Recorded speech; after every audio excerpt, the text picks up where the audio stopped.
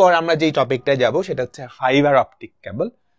খুবই ইম্পর্টেন্ট, এখনকার maximum internet at least শহরে এই ফাইবার অপটিকের মাধ্যমে দেওয়া হয়, বা ওই আমাদের যে টুইস্টেড পেয়ার কেবল ওটার মাধ্যমে দেওয়া হয়, ঠিক আছে। ফাইবার অপটিক কেবল আগের যে দুইটা দেখছি সেখানে আমার ভোল্টেজ হিসেবে ইয়েটা যায়, সিগন্যালটা যায়, কিন্তু এখানে আমাদের আলো অর্থাৎ লাইট হিসেবে আমরা আমাদের সিগন্যালটাকে পাঠাই। তো লাইট হিসেবে কিভাবে পাঠাই আমরা একটু দেখব। তো লাইট হিসেবে পাঠানোর সুবিধাটা কি হচ্ছে, একদম আলোর গতিতে যাইতে পারে। আলোর গতি কিন্তু সবচেয়ে বেশি, আলোর গতি থেকে কোনো কিছুর গতি বেশি না, ঠিক আছে।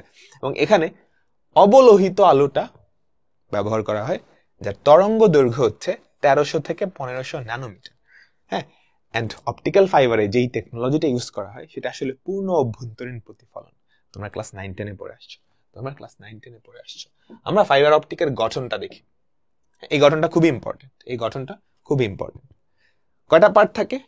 5টা পার্ট থাকে। প্রথমটা হচ্ছে কোর, তারপরটা হচ্ছে cladding, coating, strength member, outer jacket. বুঝতে পারছো? তাহলে টোটাল কয়টা অংশ থাকে? এটার চিত্রটা কি তোমরা আঁকাইতে পারবা? আমাকে বলো তো, আমি যদি এটার চিত্রটা আঁকাইতে বলি তোমরা কি পারবা? এটা সবাই আঁকাইতে পারবা, তাই না? তোমাকে 2D ফিগার আঁকাইতে বলবে, তাহলে কি করবা? সবার এটা ধরো একটা, এরকম কয়টা? 5টা, বুঝছো?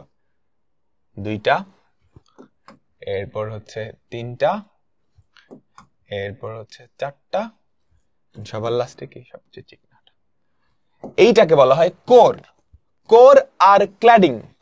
এই দুইটা হচ্ছে গ্লাসের, এটার প্রতিসরণাঙ্ক কম, এটার প্রতিসরণাঙ্ক বেশি। এরপর হচ্ছে কোটিং হচ্ছে একটা পাতলা আবরণী যেটা আসলে ফিজিক্যাল ড্যামেজ আর ময়েশ্চার থেকে রক্ষা করে। এরপর এই যে এটা হচ্ছে স্ট্রেংথ মেম্বার। দেখো ভেতরটা কিন্তু গ্লাস, সো ফাইবার যদি বাঁকায় যায় তাহলে কিন্তু ভেঙে যাওয়ার একটা সম্ভাবনা আছে, তো তারটাকে শক্ত হওয়া লাগবে।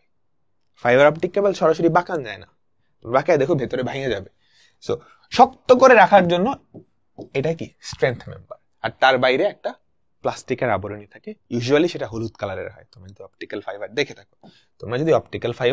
দেখে থাকো, বুঝতে পারছো? এখন কাহিনীটা কেমন হয়? মেইন কাহিনী হয় এই যে এই দুইটায়, কোর আর ক্ল্যাডিং।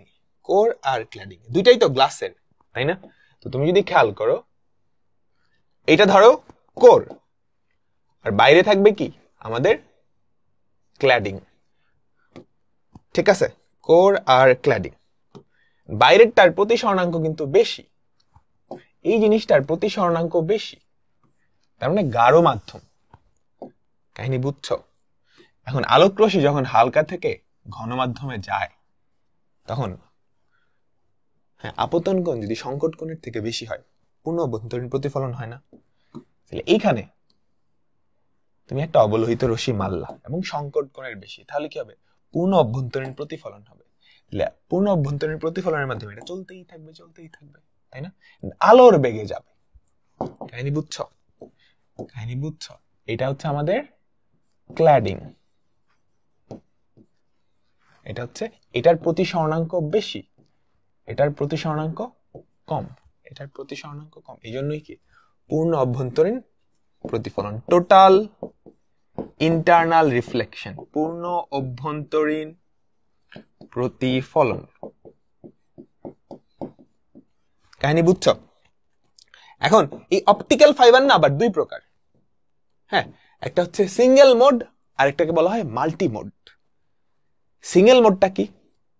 তুমি যদি জাস্ট একটা আলোক রশ্মি পাঠাইতে পারো, মানে একটা সার্টেন টাইমে জাস্ট একটা আলোক রশ্মি পাঠাইতে পারো, ঠিক আছে? বুঝতে পারছো? এই যে এটা হচ্ছে আমাদের সিঙ্গেল মোড, জাস্ট একটা, এবং এটা একটু চিকনা হয়। এটার যে কোরটা সেটা অনেক চিকনা হয়। এগুলো একটু মুখস্থ রাখতে পারো, কোনটার কোর কতটুকু, বুঝছো? আর মাল্টিমোড কি হয়? মাল্টিমোডে তুমি একই সাথে,